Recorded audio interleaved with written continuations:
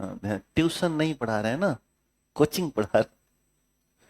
हाँ मतलब ट्यूशन वाले मास्टर होते हैं।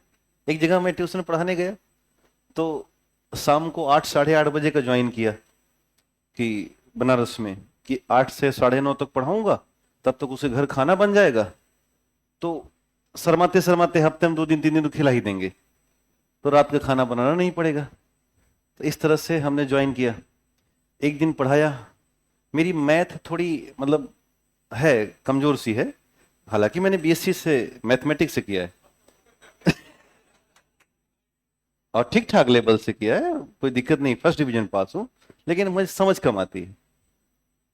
तो उसमें जिस दिन पहले दिन गया, तो पहली दिन उसकी जो माँ थी बच्चे की, तो कह रही कि मार साहब इनका कल मैथ का पेपर है, लीजिए और इसको पूरा याद कराइए। हमने कहा ठीक है, कोई बात नहीं।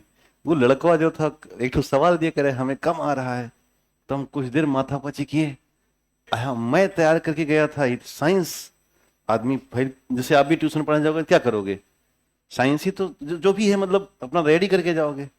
तो कुछ देर लगाया। अच्छा, तब तक मैं उसको कहा देख बिल्ली, उसको डिस्टर्ब किया, और पीछे से उत्तर माला किताबों में होता है, तो मेरा लगाया गया तो 62 आ रहा था, और उत्तर माला में 64 आ रहा था।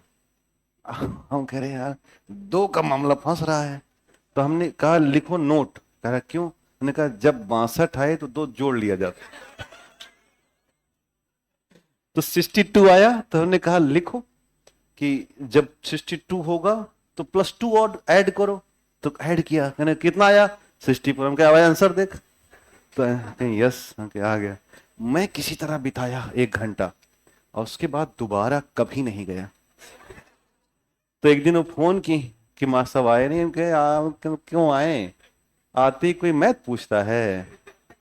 ये तो वही हाल हुई कि किसी यहाँ गए थे न्योता खाने, वो 19 का पहाड़ा सुनने लगा।